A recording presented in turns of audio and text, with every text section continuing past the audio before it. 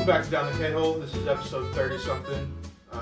With us today, we have a longtime friend of the show, longtime friend of Dave, and it is Ryan Gumm of Beyond the Screens, the podcast where you can get all your movie info. They love ranking stuff. That's what I've gotten. Movie people love talking about numbers. We do. So our show, 3 different segments. We talk about box office news. We talk about the biggest and the best from the last week in news or a film review.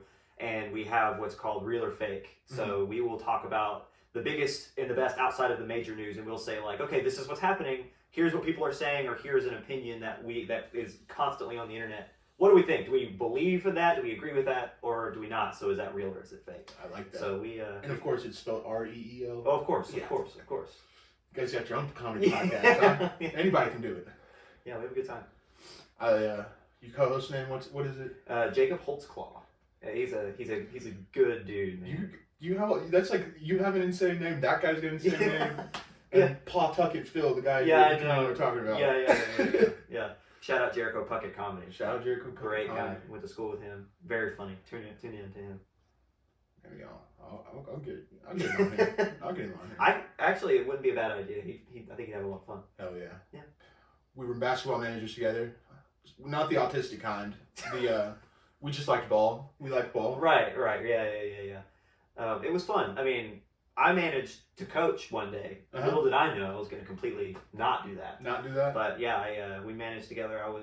You're 2 years younger than me, so I think I was a junior when you were a freshman when you came in. And we were 2 managers over 3 different teams, varsity, JV, and freshman, running around. We did a lot of laundry. So much laundry. A lot of not doing laundry. Yeah, right. Yeah, a lot of laundry, a lot of moving cones, and a lot of... mixing water. Water, and I'm thinking of the buzzer. The buzzer, oh my god. Running clock for the team. We had, so our basketball coach, his name is Coach Hicks, and in where we're from, he's the winningest high school basketball coach in history. So, old dude, he is, God rest his soul, he has since passed, but you know what I'm about to talk about is his accent that was just incomprehensible. You could not understand a word he was saying. And that made being yelled at a lot better because I didn't know what he was screaming at me for. Yeah, just constantly, just go with it. Yeah, but Diet Coke, I understand that. Right, yeah. I just fetched Diet Coke for 4 years. Well, so first time I met him, and now he was like 6'3". He's a big guy. Yeah. So you'd walk up to him and he'd be like, I never know, and shake your hand, and you're like, yeah. And he looked at me and he goes, what's your name? I heard that clear as day. And I was like, I'm Ryan. And I said it super clear. He goes, Ryan, I'll never forget it. And then the next 2 years, he called me Aaron. He called me Aaron for the next 2 years. And it got to it. Thanks. It got to, just classic white boy name. Yeah. Insert. E-R-I-N. Right. Yeah. Incorrect. But no, he called me Aaron. And so it got to a point to where, I think the first 3 months, I literally was like, did you fucking talk to your I was so confused, and then he'd yell at me because I missed a buzzer or something. Because he would talk to us. Yeah. You remember? He'd be like, "You gotta keep us on schedule. We have a 2-hour practice." And it's something to do with like KHSA or whatever, the states, whatever. And so, at some point, I pieced it together in my mind. He's talking to me. Yeah. He's been yelling at me this whole time. And for the first 3 months, I was like, "This Aaron guy sucks. This guy sucks. Who is this guy he's yelling at?" It was me, and so at some point at the end, one of the assistant coaches, after 2 years of this, one of the assistant coaches we were talking about earlier before the show, he walked up to me and he goes, "Who's Aaron?" Yeah. And I was like, "Coach, he's been calling me that for 2 years." And he goes, No. Yes, Coach. Yeah. That's awesome. Fun times. I love Kentucky basketball. Yeah, we have fun. Nothing's better than some high school basketball. And of course, in this climate, that is an insane thing to say. I just love watching the kids play. Well, listen, I don't know where you guys are from, but let me tell you, we have some of the richest history in basketball ever. I don't care if you're from Indiana, I don't care if you're from Kansas, I don't care where you're from. You don't have Kentucky high school basketball history. For instance, every time that our state tournament rolls around, which we have one, all schools, we're the only school or only state that has that. I did not know that. Kentucky is the one state that has a statewide high school basketball tournament. All the other states are divided by class. 3A. Yes, whatever. like football. Yeah. So all of our basketball is just one giant tournament. So we have one state champion every single year, which makes the fact that we've been runner-up 2 or 3 times in a row in our career is insane, right? But that is actually way cooler now. Wow. Yeah, not only are we the only state that still has that, whenever the NCAA tournament rolls around, what's the name of our tournament? every single year in March for the high school. Do you remember? Oh, no, I don't. It's called the Sweet 16. Yes. It's been called the Sweet 16 since before the NCAA tournament was around. So when the NCAA tournament rolls around, they pay the Kentucky high school basketball, or the KHSAA, they pay them royalties because it's ours. What? Our history is vast, it is long, and we're the only state that does it the way we do. Yeah. And so we are the basketball state. Like, I will forever hold that. And like, I understand Indiana, I understand California and Florida might have like more talent, but they don't have our history. They're not. Fuck Long Beach. Yeah, specifically. Fuck Long Beach. Specifically Long Fuck Beach. Orlando. Right. Fuck H-Town. I'm trying to think of like the quintessential Floridian town. What would be a specific place? Like, I'm thinking like Maybe something Miami or something. Or well, maybe not quintessential, like something like super niche, like Destin, Florida. Destin, Florida. Yeah. Screw you guys. Just straight up Destin. Someone in Destin's like, yeah, why do you say fuck me? Yeah, I just yeah. No, yeah, fun stuff. But anyway, I find it strange that Kentucky is a very hilly place, but we're putting up basketball courts. I guess it's probably the smallest. History. It's the smallest like court you can have. Like a football field is kind of hard to put in Harlan County or something like that. Right. Well, yeah, exactly. Like it's and the thing is too is that like they're overarchingly less expensive. Like what you're saying. Like it's not just space. It's if you have concrete, you have paint, and you can get a pole up with a rim. Yeah. You can put it in a basketball, like just a court, and you know a lot of our state is very underfunded in poverty, and so it is hard to do some of those things. So and the only other thing that's easy is you find a field and you draw either chalk for baseball or you put up goals for soccer. But outside of that, like the next easiest thing and the most popular thing is basketball, which I think also adds to our history and why it's so rich here. Mm-hmm. And we didn't choose a side in the Civil War. How about that? Yeah, We just funded both sides. We were politically correct before it was even a thing, right? We were like, listen, we're fence riders. We not. And that's only because everyone here was just too poor to own slaves. You're right. Everyone doesn't mean they weren't any less racist. They just were like, God damn, I can't buy one. Right. Which is another thing that adds to, not to go down history lesson, but like that's another thing that like adds to the interest in our state is that because we weren't like a statewide, we weren't taking a side. Counties would take sides. So you have like counties. So like where I'm from, you had two cities in that town or in that county, not where we met, but before that. They're to this day, their high schools are heated rivalries. Like they hate each other, and that's tied back because one side of the county took one and the other side took the other. And there's actually a battle called the Skirmish of Grayson. Which that's awesome. Yeah, so like the history behind it. It's really kind of cool. Like Kentucky is very historically rich. Yeah. And last guy I had on my podcast, he does improv with me, and he does, I tried to say that like Kentucky just doesn't have any fucking culture. It's just not celebrated enough. No one really knows about it. Yes, that's the thing is that like, I mean, like when you think about us, we are, I mean, not only do we have the Derby, like and horse culture and the equine, but we also have like bourbon, Kentucky bourbon, bluegrass music, which is super rich, and again, basketball. Mm-hmm. Like athletics is something that is highly underrated, but there's a reason why UK and U of L are the things they are. Why you have one true blue blood powerhouses. Yes, and one wannabe blue blood. I mean, but like they're like I mean, I'm being more sarcastic, but I will say like to give Louisville props, they are like the next in line. They have one or more like really good runs. Like let's say the next 10 years they finish in the top 5, 6 years. They're a blue blood. Like that's how close they are. The fact that we have a second blue blood essentially in our state, despite everything, is a testament to us. So, and just the fans and how deep and how rich, again, our basketball history is. Yeah, I went to a trade school in southern Kentucky, and we would play basketball every day. Yeah. Because there's nothing else to do, really. Right, yeah. Because it's a bunch of delinquents, really. It's people from bad homes or drug addicts or whatever, and they come from like Virginia and all over the eastern side of America, and we play basketball. Yeah. And in Kentucky, I'm pretty bad compared to most people, but you put me against some people from fucking Virginia. Right. I'm over here. You're messing them up. Wipe to the floor. You're like Prime Kareem over there. I was. Yeah. Little Jokic, I changed up the tempo. It's a tempo game. Right, okay, right. We gotta be quicker than that. And they're afraid of the pivot. Oh, of course. I chant. Shout out Coach Mattingly. He's not dead. He's still here. Yeah. To be fair, he's an old man. He's back when we knew him. So I guess it's okay to assume, but I'm sure he's still around. It's calling. Yeah, it's calling him. Every night he wakes up and the angel of death is just like, Yeah, he's like, no. His Reaper can't get an Uber. Yeah, that's the only reason. Yeah. But no, this is an older gentleman who would just yell rebound. He was Get it! Yeah, a freshman basketball coach, which he coaches girls now. What? No way! Yeah. I didn't know he was still coaching. Yeah. Gosh, He's out there. Shout out Coach Mattingly. Mm-hmm. Yeah, love him.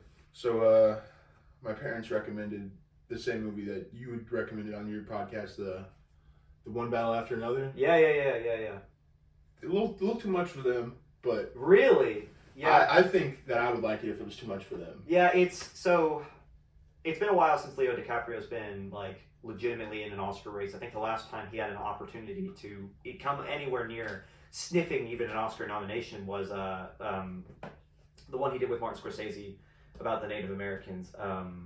Flower Moon, what is it called? I can't think of the name of it off the top of my head right now, but that was a couple years ago, and his last win was in 2017, which was The Revenant. So this is one that we could see him get back to that level. But the thing about One Battle After Another is it's more a testament to Paul Thomas Anderson as a director than it is about just Leo DiCaprio. 13 Oscar nominations. That if let's say this was a normal year, that's one away from tying the record of all, like in terms of most nominations all time. Oh wow. However, the reason it's not one away is because another film that it's competing against in March, Sinners, has 16. So Sinners beat the record for most Oscar nominations. I fucked with that. And that's such a good movie. Sinners should be Best Picture. Michael B. Jordan should be Best Actor, and Coogler should be nominated for Best Director. But I think that there will be some recency bias with another film that will cause it to fall out. But there's going to be a review film. There's going to be an episode about this. So tune into our prediction special here in a couple of weeks. Here closer to March actually, so probably closer to March. But. Was Once Upon a Time in Hollywood? Yeah, that was Tarantino in 2019, 2018, I think. I like that. Yeah, that's one of my favorites. Yeah. So, yeah. It is. I loved it. I think that was probably unpopular opinion. I think that was his best movie. I really do. I love that movie. I love. I mean, everyone's like, what about Pulp Fiction? And I'm just, Pulp Fiction's good. Yeah. I love Pulp Fiction. I like saying the N-word. Yeah, right. That's it. That's it. Yeah. Sometimes you got to get your fix in. So you gotta live vicariously through another right. Quentin Tarantino comes on screen and you're just like, attaboy. But no. And then licks the feet and walks away. Right.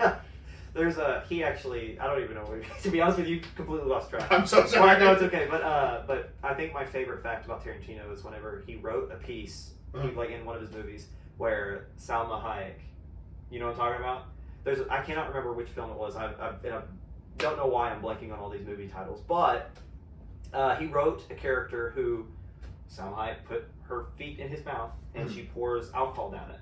Oh, it's that. And he put himself in that role. Yeah. That's one of my favorite facts because he's earned that reputation. Yeah.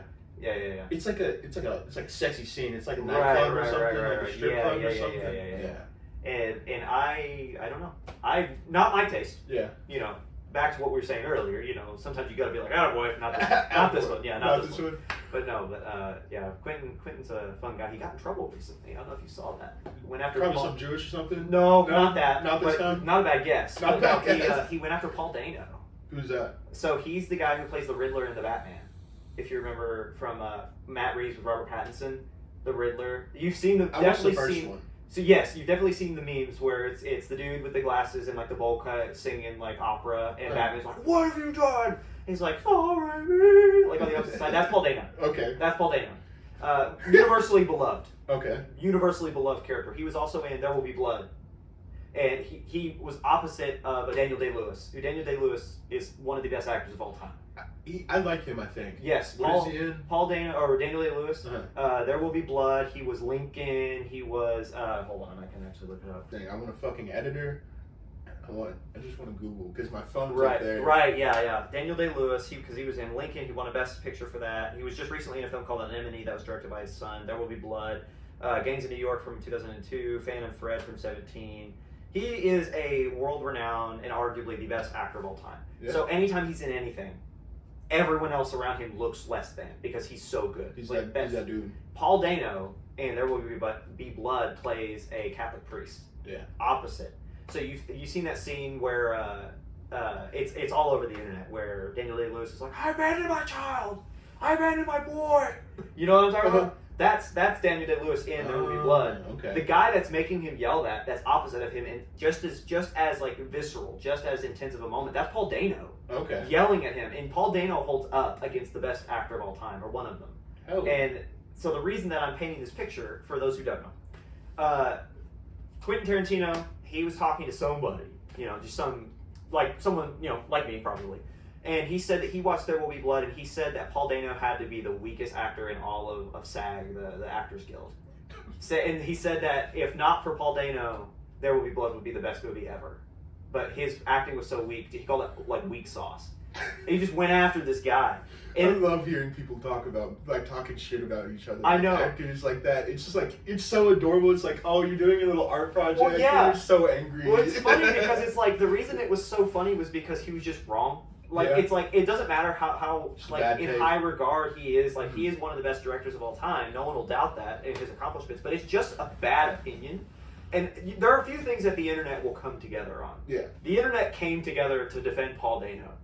Everybody was like screw you, Quentin. Like, everyone. Feet, man. Yeah, literally. Sit down, feet boy. Feet boy. Yeah, the thing is, he didn't care. I don't think Tarantino's on the internet. Yeah. But, and if you're watching, Quentin. Hi. Yeah. I will not say what I believe with Paul Dano. Actually, I think Paul Dano's a genius. I think he's great. He's so good. And so it was pretty funny. Just everyone was just like, no! And like, it's one of those things that you're like, the internet agrees on this one. Agrees. Odd. Yeah. So, Paul Dano, is he one of your top five? Oh, that's such a good question. My top 5 actors. I don't know if I can give you 5. Give me three. That's a really good question. I'm trying to think back on movies I have seen recently. And all this is just going to be super recency bias, just because I've seen these people a lot. And again, we're heading towards the Oscars, which is the end of our season on our show, Beyond the Screen again. Please look it up. You'll love it. You'll love it. Yeah. But we do, at the end of every season, we do our, like I said, our Oscar predictions. We award who we think should be the winners while we predict what the Oscars will do. And so with that, we have to watch as many of the Oscars as possible, of the nominations. So there are close to 100 films. So there's a lot, right? Like at least in and around nominees, right? So, and a lot of them are crossing over, so it's not like as bad as it sounds, but whatever. So Josh Brolin, he's just, I don't know what it is. Like, everyone will know him as Thanos, kind of like the purple guy. Yeah. But this year alone, he was in Weapons, and he was in Rian Johnson's Knives Out sequel, Wake Up Dead Man.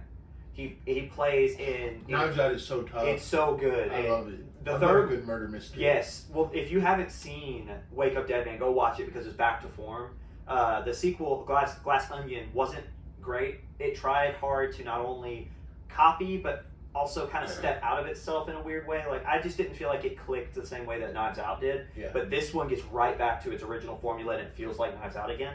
And Josh Brolin plays a kind of hypocritical Catholic priest who, he's hilarious. His character, but he's so good. But the thing is, his character is just vile. He's just a nasty guy. Oh, he's so mean, and he does so well. And then in Weapons, if you haven't seen Weapons, he plays a father. So in Weapons, horror movies are not my thing. I love horror movies, and the thing is, it's not really that scary. There are moments that are freaky as heck, but it's not like something psychological thriller. You could get through it. Yeah, I think as a non-horror fan, can you do gore? Yeah. Okay, there's a little bit at the end. There's nothing crazy in there except for that last little shot at the end. But what I really liked about his portrayal in that is so the story kind of gets going because 17 kids go missing all at the same time at 2:17 in the morning. Like, you've seen the trailers for it, where these kids are running. Josh Brolin is the dad of one of those kids. Okay. And he's just a dad. Like, you see him as Thanos, and you see him in Knives Out as this, again, like the super villain of a Catholic priest.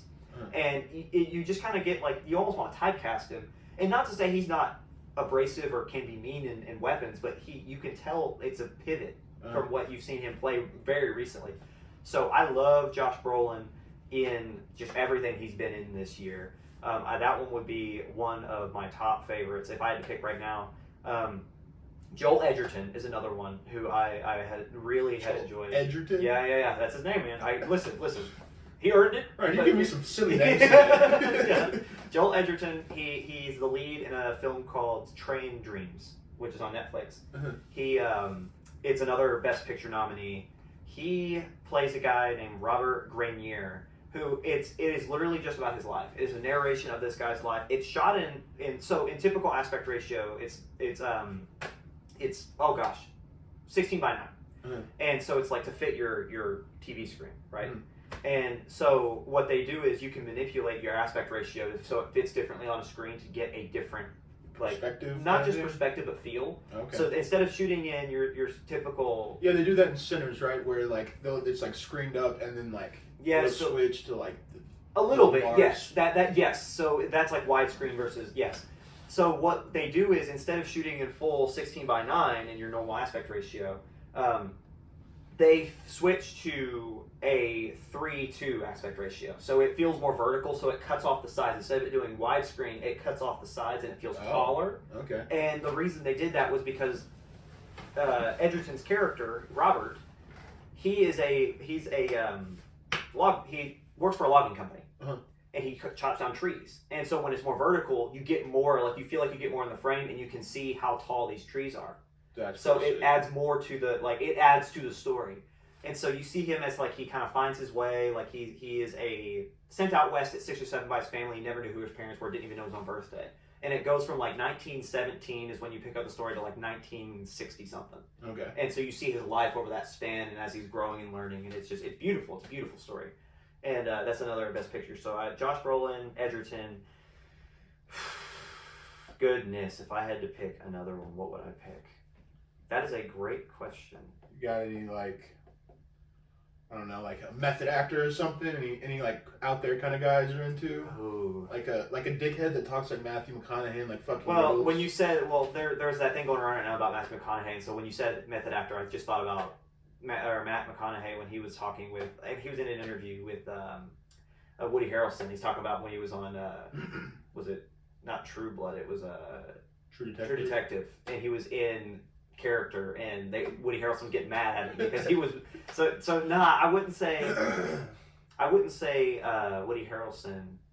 I would have to go back and really look at what I've watched recently because I just one of those things you put me on the spot and I can't think of a third name off the top of my head. But there's so many good talents and so many good things coming out, and I've watched a ton of stuff. Yeah, Walton Goggins is another one that I would probably say. I really like Fallout. And everything he's in, he just seems to kill.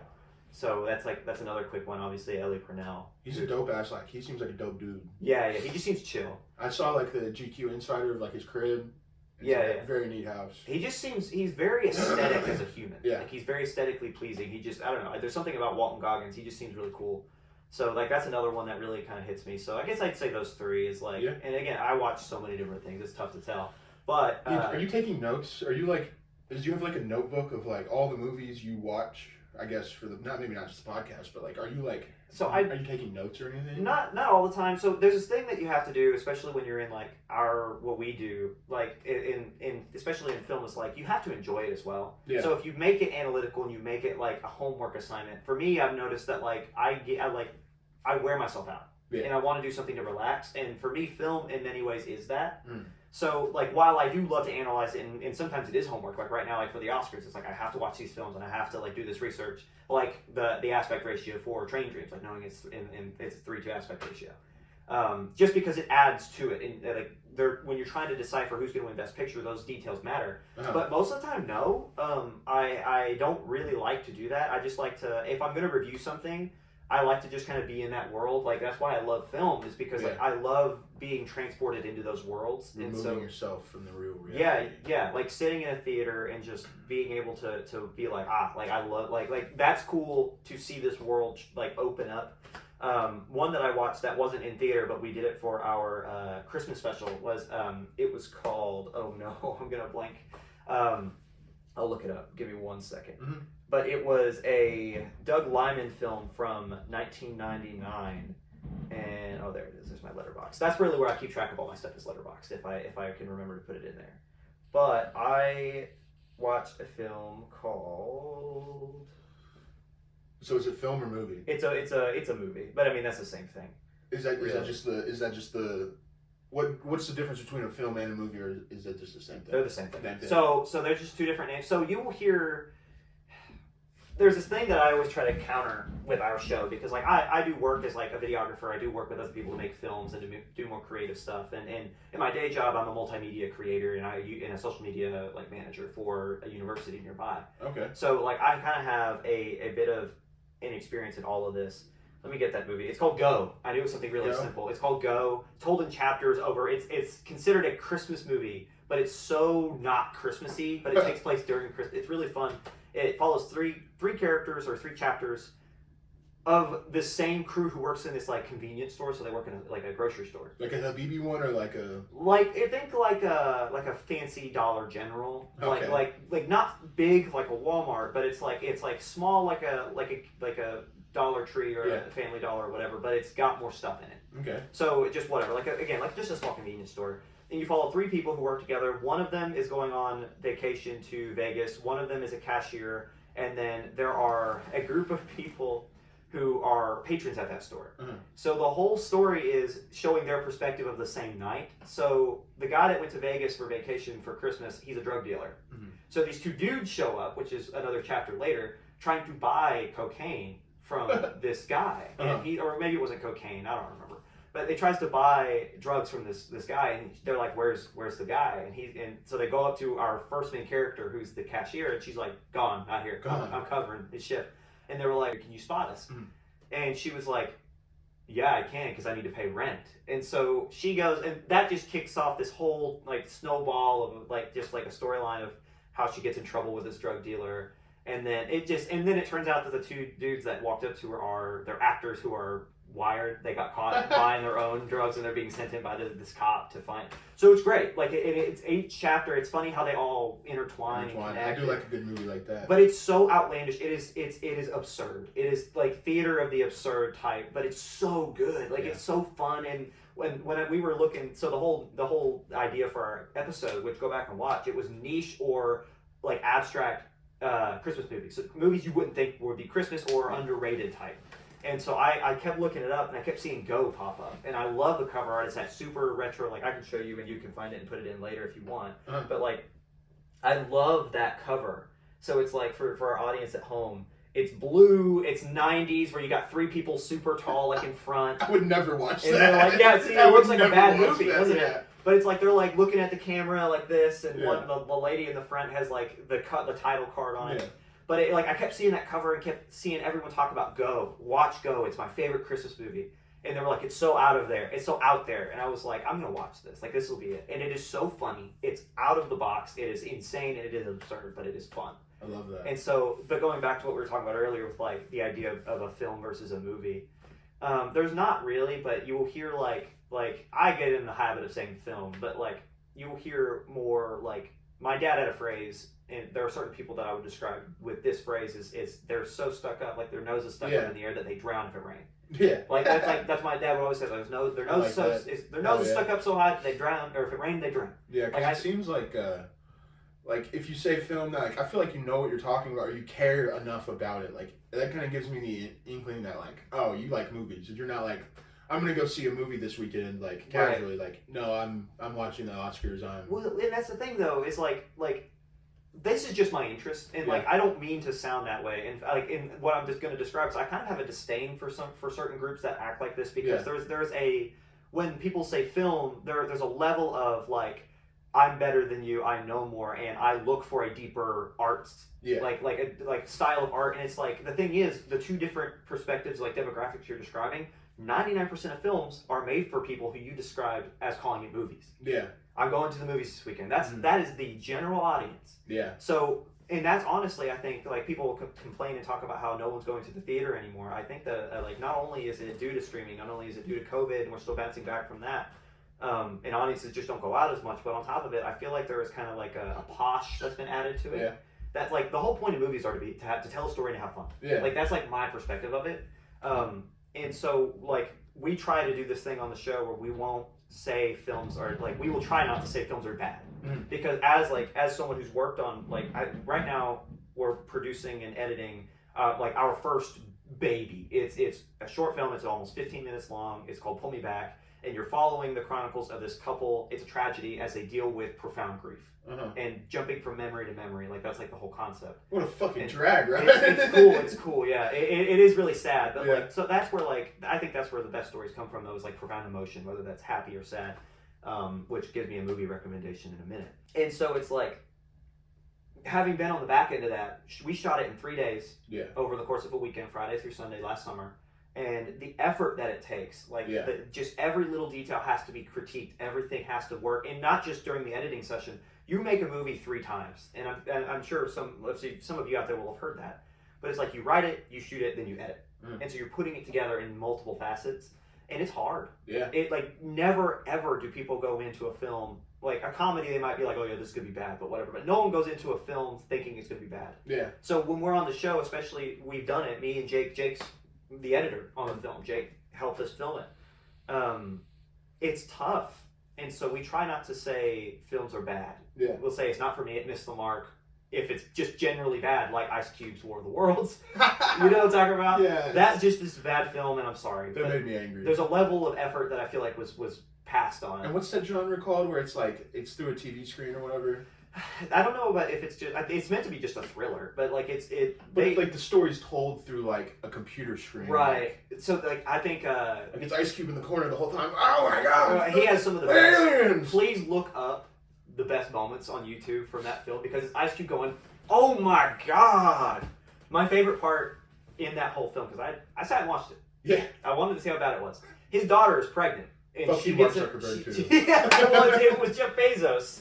You remember Roderick from Diary of a Wimpy Kid, the original? Yes. That dude is in there, and he is the like deadbeat Amazon driver, like boyfriend of his daughter who's pregnant with his kid. And he has to like deliver some bullshit. There's a whole point where he's like, his whole character is like, I know how to do this, and he like gets like, they needed to get a USB to Ice Cube to solve the alien problem, and so he literally, his whole character is like, how the film is resolved is Roderick goes, don't worry, wearing his Amazon vest, goes, don't worry, Dad, I got this. And he flies like the drone, the Amazon drone, and he gives it to Ice Cube. Oh, it was ridiculous. But there's a moment before that where Ice Cube is like remote controlling a car. He works for the DHS, mind you, in the film. So he's like super technologically advanced and like whatever. Hold on. Literally, this is literally the next. But yes, genuinely. So he gets a car, like remote controls it to his daughter, and he thinks she dies. Like they do this thing like 3 different times with various characters talking to Ice Cube, where it's just like they'll be like, they will be like, oh no, and then like the thing will cut out, and Ice Cube just goes, and he just sits there and he goes, damn, just like that, like, and it's the funniest thing you've ever seen. If it wasn't 2 hours long or maybe 90 minutes, it would be hilarious, but it takes too long. But anyway, where was I going with all that? But talking about bad movies, like it's just going back, So we ours we took very seriously. I would say 99% of all films, except for those who are just trying to be silly and they just don't care, and a lot of those are good. They turn out to be really good.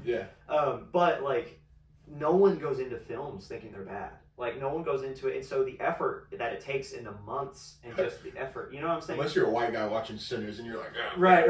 What is this about to happen here? Woke the whole time. Fox News is like, Sinners is a good movie. Michael B. Jordan. Ben Shapiro. Ben Shapiro's somewhere going, this is the worst movie I've ever seen. I'll fuck up that little twink. Oh my god, I hate him. Well, be careful. Remember the time we live in. Yeah. You know, be careful, Ben Shapiro.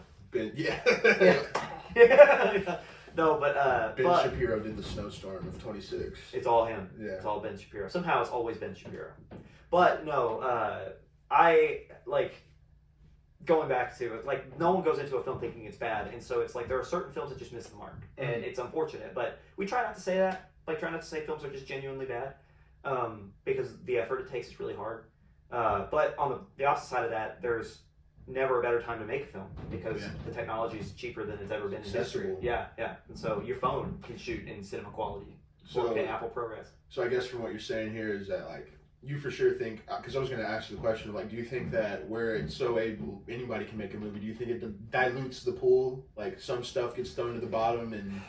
Well, I mean that's just the nature of an internet age, right? Like it doesn't matter. When I was a kid, which makes me sound really old. it was like the idea that the internet has so much stuff in it that to break through that is almost impossible. Yeah. Like it's just muck, it's mud, and to be popular is lucky. To have a show that has hundreds of views, thousands of views like yours is lucky.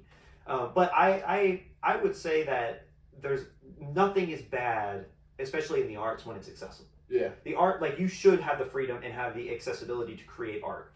Yeah, you're talking my language. Yeah. You're talking the K-hole language. Yeah. So I don't think it's diluting the pool. I mean, naturally, anything when you add a lot to it, it feels diluted. And you know, sure, it is harder when there's more. But I would much rather live in a day and age where I can, with my friends and with my people I graduated school with, people I work with, people who love the films the way I do, and has a cool story. Yeah.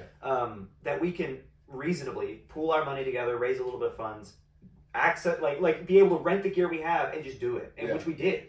And it's like no one will take that away from us. And if we lived in any other time, you know, who's to say we would have had that opportunity? So if it dilutes the pool, I don't care. Like I'd much rather make films and they never get seen than not ever be able to make the film. So yes, but no. Thank you. This guy likes movies. I do. I like that. I do. I like that. I like that. Kirk Cousins. I love that shit. You like that. You like that.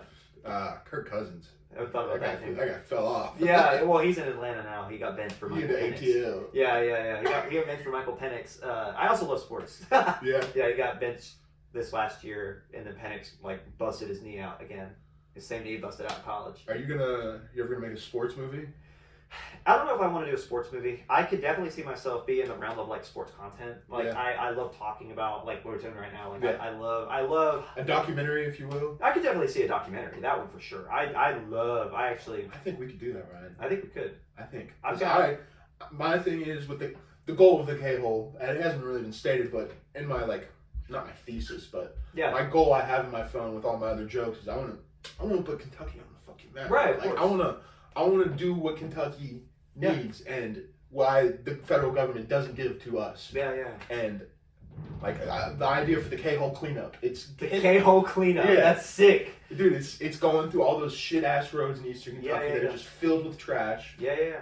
And just making a day of it, interacting with the people there, cleaning up shit. Do it. Yeah, no, especially if you have a dream for it, make it happen, because especially talking about the eastern side of the state, that's where I grew up. Mm-hmm. And so it's not just potholes. It's I grew up without internet for the majority of my childhood. Yeah. We didn't play multiplayer with our video games. We were blessed to have a PlayStation 3. Yeah. But it's my dad couldn't afford it, and the best internet providers are to this day still not out there. Right? So it's beyond just potholes in the street. It's beyond just trash in the street. There's nothing out there. There's no money. There's no hope. Yeah, right. And the access to just what we would call basic everyday needs just is not being met.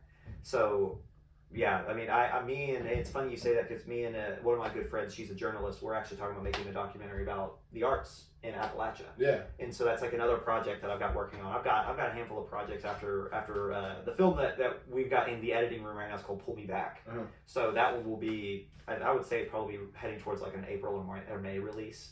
Hoping to take it to film festivals if they'll have us, the short film. Mm-hmm. But we will see. But beyond that, we've got some scripts in the process of being written and developed, and we've got concepts that are going to script, and documentaries that we're all thinking of doing. So there's a lot of really fun opportunity. And the best part about where we are is as creators and filmmakers and as content creators, is there's always something to do. There's a story that has to be told. And so, I love talking. Yes. I sure do love to talk. Yeah, I have my own podcast that I'm here. And so, but that's the thing though, is that it's you just have to be willing to go out and do it. And again, you with the setup you have, again, these things shoot in Apple ProRes 4K 30, 24, 60 frames a second. These things shoot better than some film cameras do. That's crazy. So you could, whenever that's a 13 mini right there. Yeah, too. when it's you go old as hell. Go to your video setting and go to cinematic.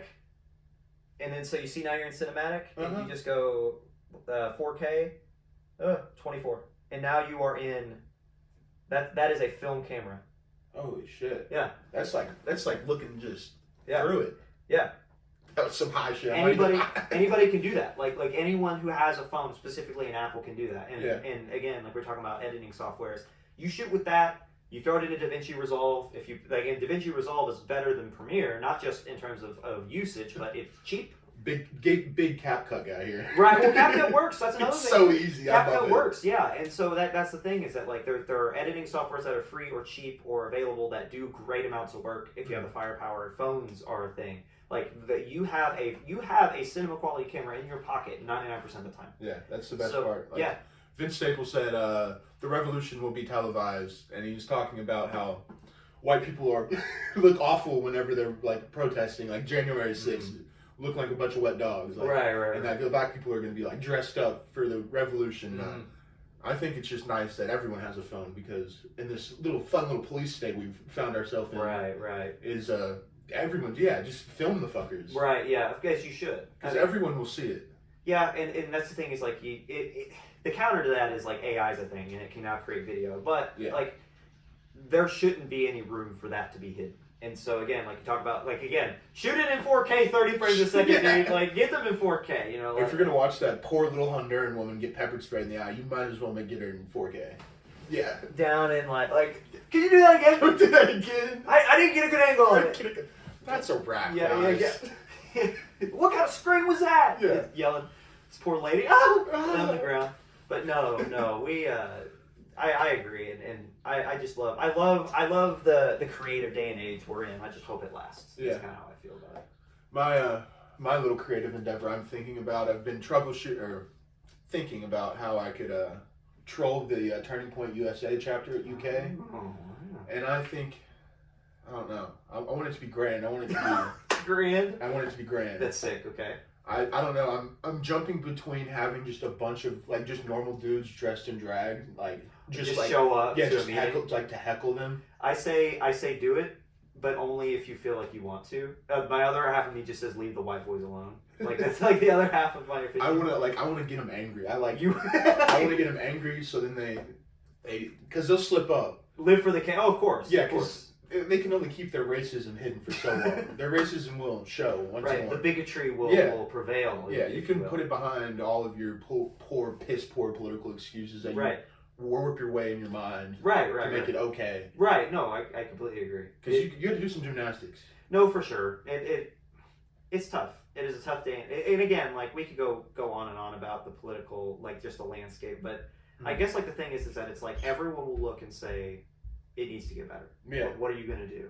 You know, like that's kind of my thought process. I'm like, what are you doing to make it better? Yeah. So if that's your way of making it better.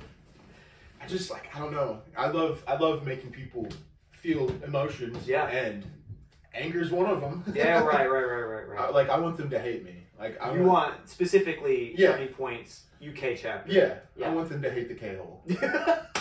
Genuinely. I don't think you have to go very far. I think I think you've already done it, to be honest. I think you got here and they were like, screw this guy. Yeah. Sucks.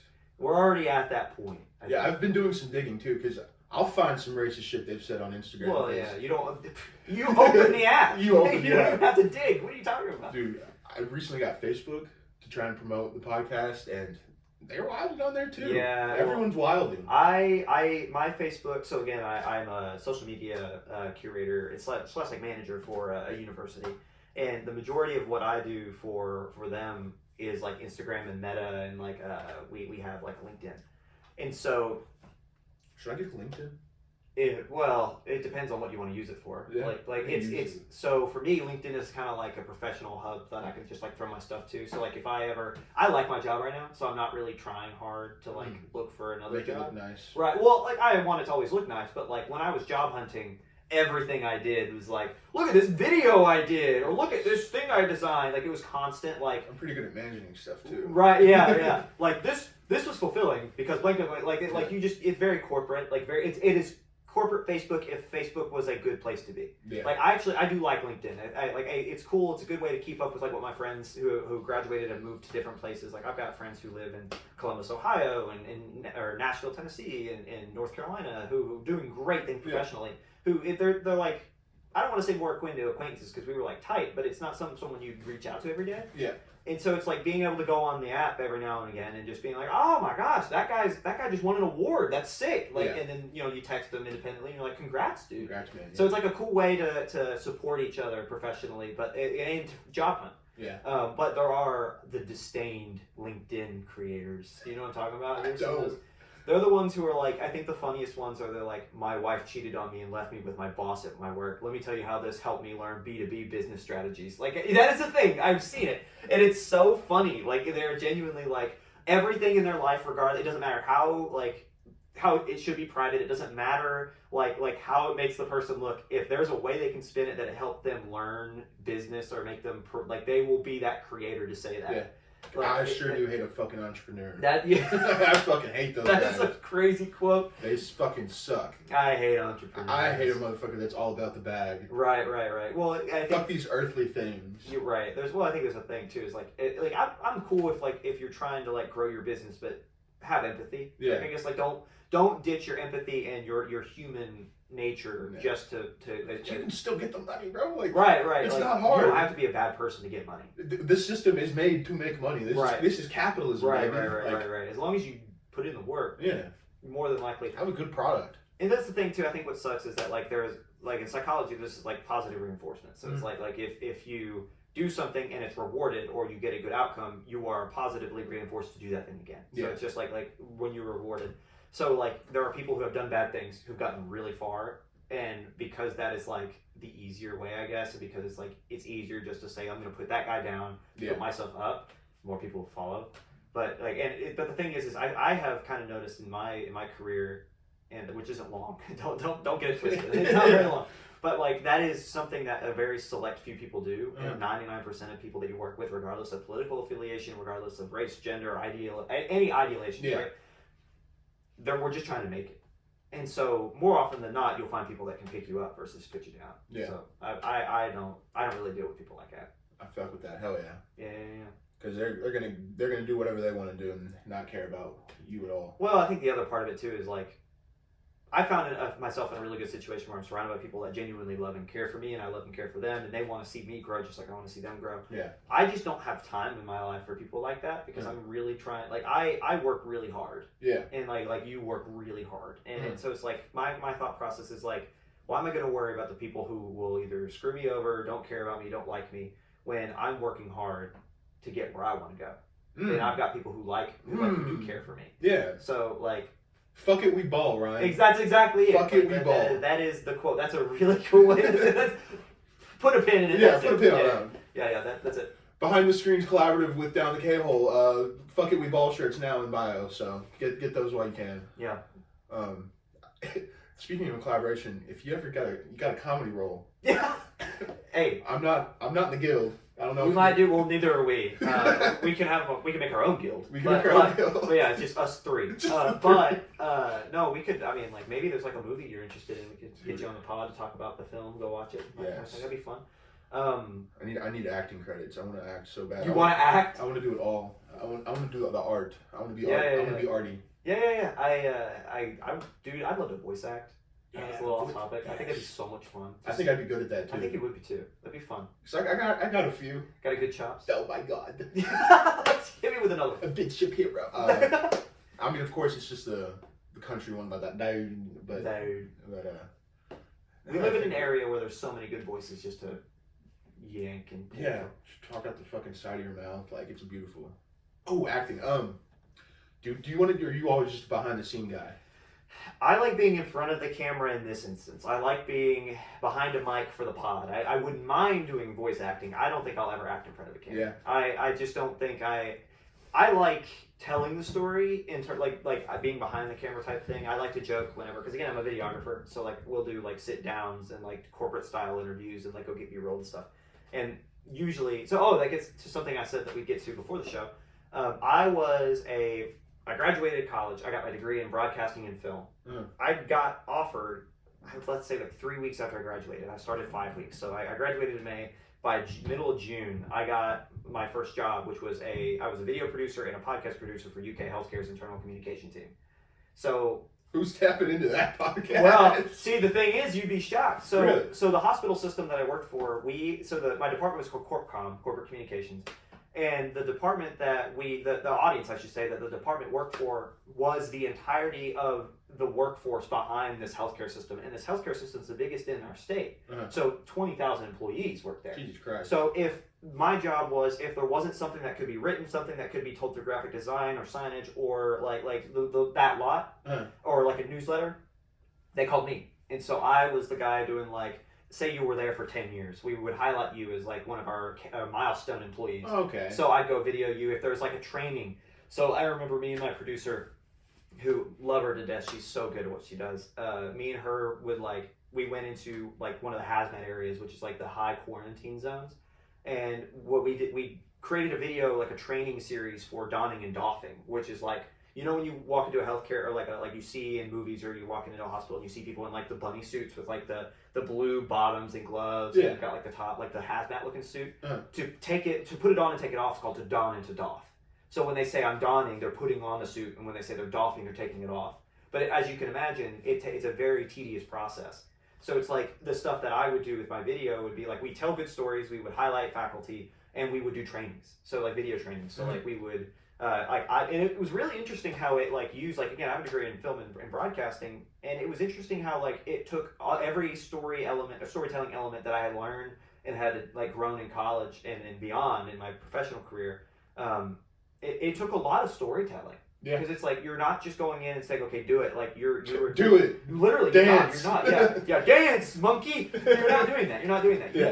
You are going in and you are saying, okay, what are the steps? How can we storyboard this? How can we get it to where it not only looks appeasing, but it tells the story of the training that they need? Yeah.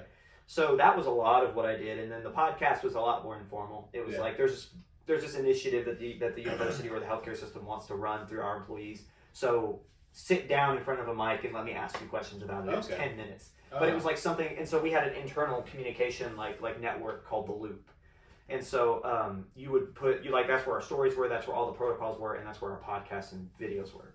So employees would sign in and they could see everything and keep up. And so that was my first job. That's pretty sick. And so it was great. And I was there for almost 2 years, and it was a great just experience because that's how I moved to I got to move to a bigger city. And I got to experience kind of life like that, because where I grew up, like Georgetown was bigger for where I grew up, but like doesn't compare. You know what I mean? Like where we're from.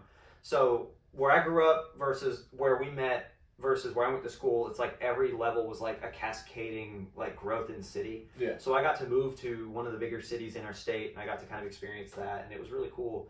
I can't wait to get the fuck out of Georgia. Yeah, I don't mind this place. I don't live here anymore, but like it was a good spot to be in, especially if you're trying to like grow. It's a good place to grow up. Yeah, and so, sure.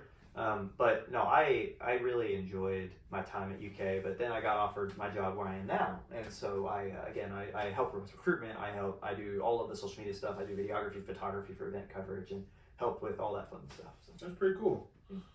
When I was a manager, I recorded the game. So yeah.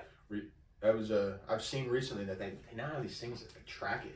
I know. Oh, I hate it. So going back again, more backstory. I'm sorry, just to have just a bunch of exposition. So I originally picked my degree in film because I got offered out of high school a scholarship to go be a manager for the university I graduated from. Uh-huh. And I got up there, I managed for 2 years, and after my first semester, like halfway through my first semester of freshman year, in late 2019, 2026, it's crazy. I know. But I was a sports management major, and I realized that I had more interest outside of just sports. I love sports, and I would love to have a talk show about it. I'd love to do more with sports media. But I just was like, man, if I ever decided I didn't want to do sports one day, I'm screwed. Because this degree, sports management, very fulfilling, gets you very far in life if that's all you want to do. I didn't think that was the only thing I ever wanted to do. So I wanted to cover my back in case I wanted to switch one day. So I was looking around, and on the back of my mind too, when you're a manager, I wanted to coach basketball. That was all I wanted to do for the majority of my life. So when I was looking at ways to grow, I was like, most GA spots, after you graduate as a manager, your undergrad, the next step to being a coach is being a grad assistant at a university, and then director of basketball ops, then coach, right? Like assistant coach, and then so on. So I was like, I need to get a GA spot. What is a place that people need? And so you talk about video, 99% of the time, like there's always a need for, in a program, a video person who handles all the footage, who records practices and games, who can make sure that they're cutting it up to grab the plays that coaches need for their scouting sessions, to share it with the NCAA. and other teams. Like that's just natural. And That's so pretty cool. I knew that, and I saw the degree that I ended up switching to, and I was like, that's how I'm in. That's how I'm going to change. That's how I'm going to make myself like discoverable and sought after by these coaches. Turns out I liked what I switched to better than managing. Yeah. But on top of that, the reason that I'm bringing this whole thing up is because when I left, I wasn't going to quit managing until I was offered a bigger scholarship to do the ESPN Plus. Like I was a production assistant for EKU's home games to ESPN Plus. So I shoulder shot with these huge like film cameras. I directed the game, so pushing buttons in like for ESPN Plus. Ball fall like high crow's nest like wide camera. I was All right, now cut to 3. Yeah, no, Okay, genuinely, that is like ready 3, take 3. Ready Yeah. 4, take 4. 1, need you to do this, go over there. Okay, we need that person. Hold it tight. 2, you're still on. Ready 1, take 1. Like that was what it was. And you're not just worried about the cameras because when you're watching ESPN, you're seeing graphics. Yeah. So you have a person running graphics, and you're like, okay, they're like the commentators are about to talk about this graphic that we've been waiting. You're teaming up with the commentators. You're saying, okay, graphics person, get it ready. They've got it ready to pull up. All you have to do is hit a button, but you have to make sure that you guys are on the same level and same playing field. So it's like, okay, ready 2, take 2. All right, graphic run it. Graphics running. All right, graphics running. Okay, 1, I need you to get this player because we're talking about this player right now. When the graphics done, we're going to cut to this player. Ready 2, take 2. Or like ready whatever. Ready 1, take 1, whatever. So that's what I did. Like I was the camera. I ran a little bit of graphics, but I really liked being either camera op or director. Okay. And so that was fun, running replays and stuff. But you say that, and you say like they've got the automatic trackers. They're terrible. Yeah. Like they're like so. I lived that world for 2.5 years, and I loved it. Like I don't do it as much anymore, and it like I do miss it. But like we've talked about the projects I'm doing now, and I'd much rather do them. But like I see like if you tune into a high school basketball game now, which I love high school basketball, and if I always have the opportunity to get out and watch them. They got those automatic things that they plug into the side of the bleachers and the wall, and it just turns. And what it's doing is just following the mass of bodies. So it's like wherever it's literally automated. Yeah. So if there's like say there's a turnover and they're running the opposite direction on the fast break, it will take a second because it's like oh yeah, and you miss a bunch of the play. It makes me so mad, and I just have the eye for it because I worked in it for so long. But the robots are taking our jobs, damn it. Yeah, I hate it. That's been something that's been going on for literally a century. But it is like every time I see it, I hate it. Which it's hard for high schools around here to get the bodies to do actual footage. But I hate them so much. Ooh, I haven't been to a basketball game in some time. I recommend going, man. I might have to. They're fun. Like it's just something that's like we talk about like the richness of basketball. Way to loop the conversation back. Just supporting, like going because like those kids like when you think about the percentage that actually do play college basketball, it's like 5% or less. Like, and it's so cool to like Malachi, for instance, bro. Yeah, like, yeah. He would go in there and he was a middle schooler when we were in high school. Do you know how cool it is when I walk up? So for our UK basketball friends or just SEC basketball friends in general, watch the show. We grew up with Malachi Marino. Like Malachi Marino, who's the center for UK basketball right now. Younger than us, like what you were saying, and so like that's one of my favorite fun facts is like I actually knew Malachi before he was like in 7th grade. Yeah, I knew him when he didn't know how to move his limbs. I pestered that kid. Like I bullied that kid all the time. As like as an older brother, like with my younger kid brothers, I would give him a hard time. I low-key saw him out at a bar. I was like, you better not be as shit as your brother, bro. Michael was a good guy. Michael, so no, he wasn't. Oh, he was a dick. Don't he do was that. a dick. Fuck that guy. Fuck you. No. I put the fries in the bag. Put the fries in the bag. Or more or less, go enjoy your Mexico league. You're probably gonna play in. I won't say that. I had good experiences with Mike. So Mike Marino is his older brother. He's a 1,500 point scorer. I think he had more than close to 1,000 rebounds in his career at EKU, Eastern Kentucky University. He's a good guy. He just, a bit smug, if you will. Yeah, well, yeah, I think he can come across that way. I don't have anything bad to say about Mike. Yeah. But Mike is, I will say though, you can't, Malachi Marino is not Malachi unless Mike is Mike. Because Malachi had to deal with that level of competition at home every day. That is true. So Mike was Malachi before Malachi was Malachi, right? And so, pretty sick. I think that I really do believe that. I think that having that edge on your shoulder to say, I've got something to live up to, I think it helped him out a lot. And I knew Malachi. It's funny. I could have told you Malachi was going to be what he became when he was in 7th grade. Oh yeah. I was a senior. I think I was a senior in high school when he was in 7th grade. Maybe he was in 8th grade. I asked him. So in our county where we grew up, or where we graduated from, managed together, they were opening a second high school. So the county that we were in had one giant high school, and we were the best at every sport that existed. Yeah. And then they split because there were too many people. Mm-hmm. So my senior year was the last year before it split into two different counties. So I asked Malachi, because his brother goes to, at the time, obviously, the one. Mm. And I was like, which one are you going to go to, the new one or stay at the old one like your brother? And he said, I'm going to the new one. Like, emphatically, he knew it. And I was like, why? And he goes, because I want to make a name for myself. And he walked away. Oh, yeah. And I was like, you're in 7th grade.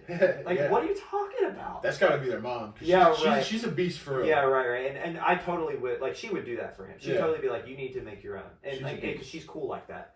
But like, I don't know, like whether it was from her or whether it was just him and his drive and his competitive nature, regardless of what led to that, it was I think that's really why, like, he became what he became. Or you want to talk about one more thing?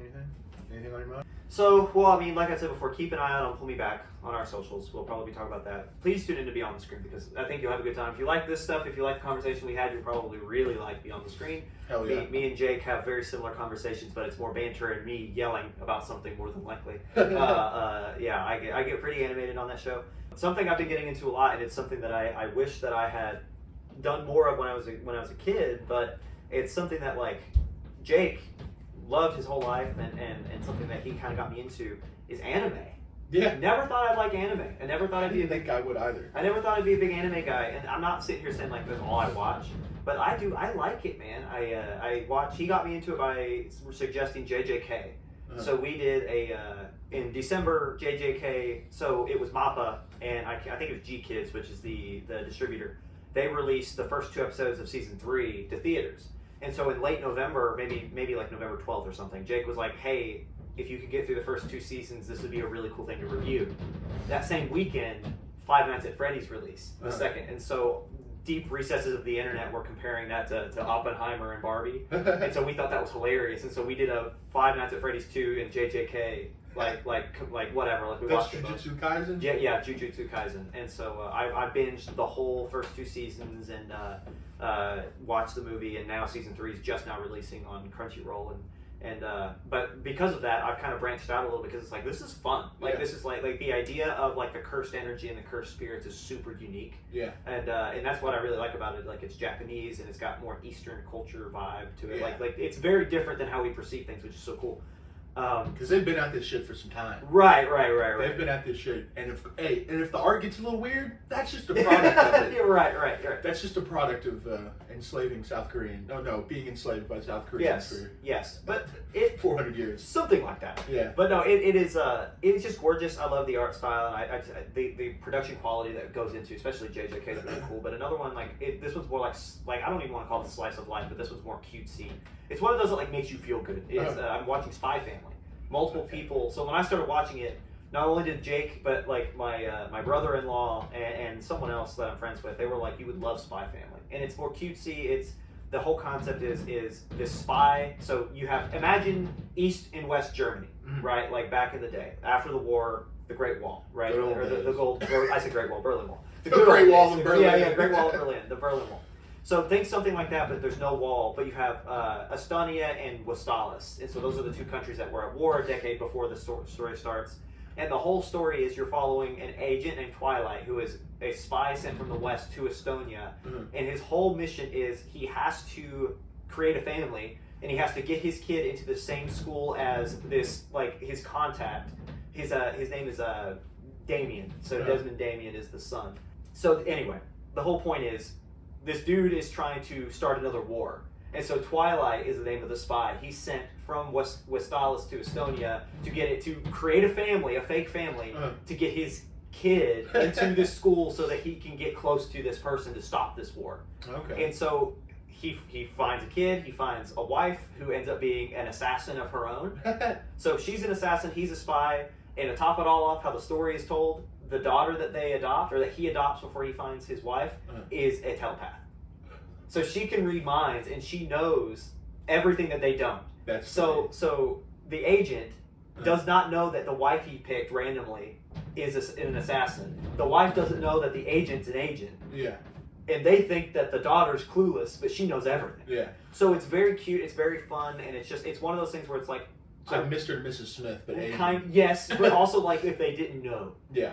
So it's like it is just there are times where I'm just like, man, like had a rough day or I'm just exhausted, and it's like I will turn on Spy Family and I will feel better. That's awesome. So it's I'll have to check it out. Cool story, but the way it develops. But yeah, I think they just released season 3. I haven't gotten too deep into anime. I watched Berserk. I've not seen that one. It's a little much. That doesn't mean I didn't like it, but some insane concepts in it. And Yeah. Akira. Oh yes, you know that movie is actually very significant to film history. Do you know why? I do not. It's hard to animate, especially with anime, night because it's so dark and you have to have so many colors. That whole film is in night. So what they did was the reason it's so important is they invented like 100 new colors. Oh wow. To get that vibe and to get that color scheme in the city. Because the skyline's pretty crazy, yes, right? They invented, didn't exist before the film. Almost 100 new colors. God. And Just all it took was a fucking hydrant. Right. right. All it took was a hydrant. Right. Get those guys to chill out. Yeah, I plan on finishing Spy Family and then Gachikuda is up next Okay. because I've seen that one. Seems very steampunky and it seems pretty cool. Hell yeah. Yeah. So Beyond the Screens, K-Hole Gang. God, I've never said that before. Shoot me next time I say that. What's up, Low Gang? But no, for real, thank you for watching. Go check out Beyond the Screen. Thank you, Mr. Gumm, here, for Thank you, sir. sliding through. K-Hole, goodbye.